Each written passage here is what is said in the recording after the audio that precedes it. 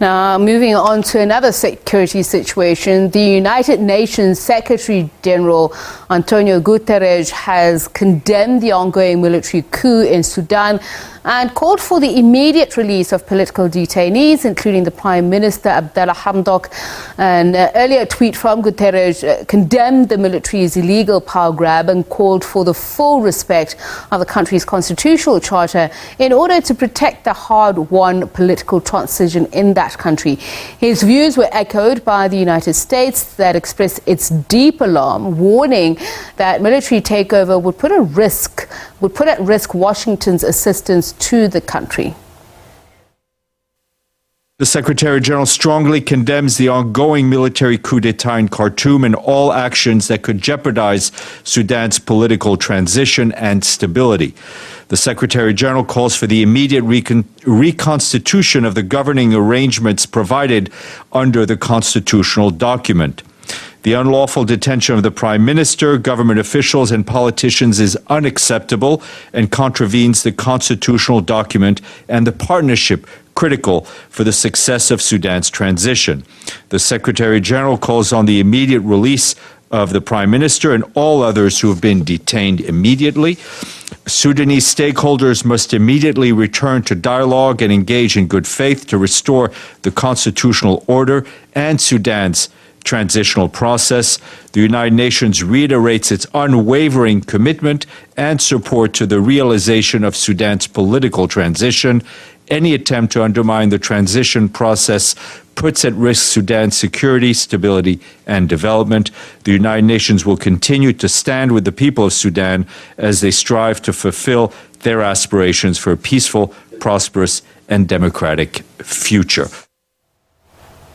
Now, to hear more about what came out of that briefing at the United Nations in New York, our correspondent there, Sherwin Bryce-Pease, joins us. Sherwin, you've just attended that briefing by the UN's top official on Sudan that has confirmed the state of emergency on the ground. What else did you learn? You'll remember that in December last year at SABC, the UN-AU hybrid mission for Darfur with its headquarters in Khartoum dissolved, and you had a transfer to a political mission to really support the bigger picture in Sudan outside of Darfur, but this political transition that was underway. And the head of that mission, the political mission, Volker Perthes, spoke to the media here at UN headquarters a short time ago, confirming a few things for us, that the dissolution of the Sovereign Council, the cabinet, the freezing of the work of the committee looking at corruption during the period of Omar al-Bashir, all those structures have been dissolved. He quoted General al-Burhan, who is the de facto leader of Sudan now in this transition, as committing to hand over power to an elected government, and that elections should take place by July 2023. He confirmed that a caretaker government would be appointed imminently.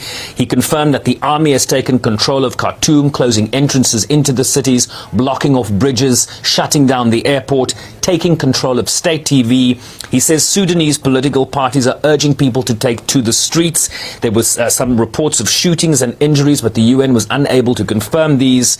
And the UN very much urging dialogue and for parties to return to the negotiating table. This is what more Volker Perthes had to say. Watch. The situation is still fluid and we are not able to ascertain all the reports which we are getting.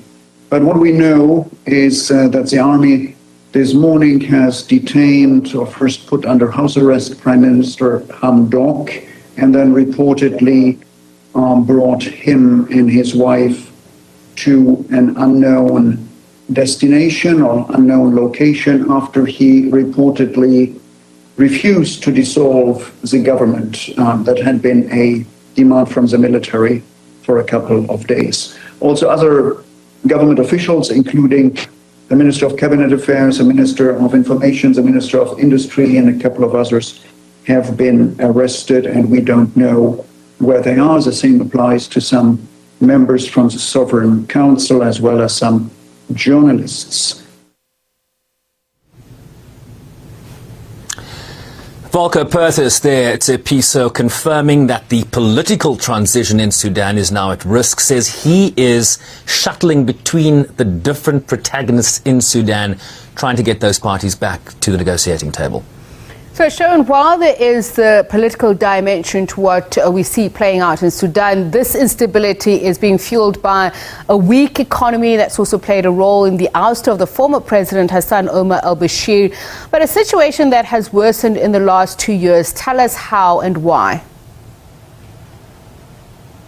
So you had an economic crisis in Sudan, and that led to the ouster of Omar al-Bashir, among a host of other issues. That economic transition, as much as there's been a political transition, the economic transition in Sudan has been rather tenuous. Add to that the permutations of a global pandemic that shut everything down.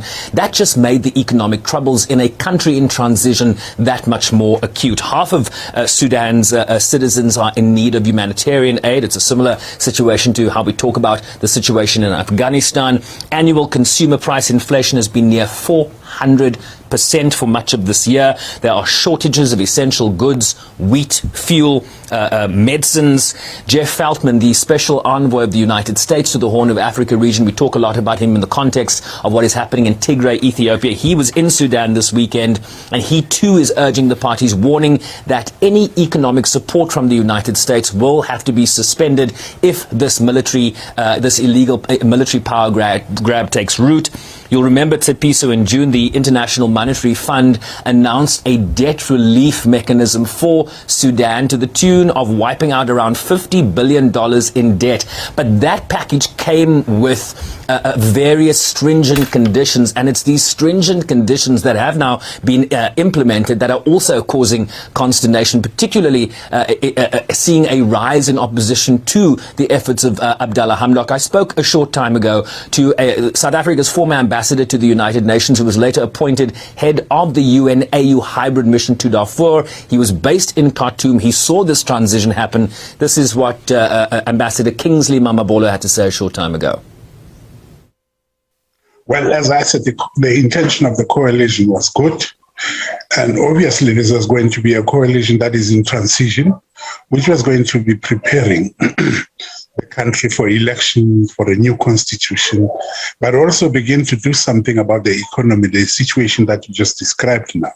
Remember that this situation was the downfall of Bashir.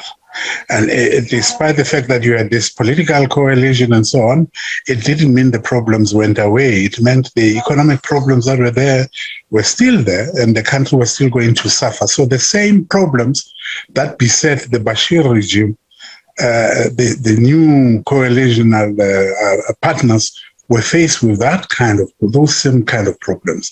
And to the extent that they are not able to resolve those problems, to the extent that the international community is not intervening enough to assist in that economic process of revival, the extent to which they would also be in danger of falling, because to the ordinary people, it is not the faces that change. It is the situation that must change on the ground. They want to see bread on the table, and they have been under severe, stringent economic problems and measures which continue up till this day. Unfortunately, one must say, the coalition that was formed has not been able to lift Sudan out of that economic problem which Bashir himself encountered.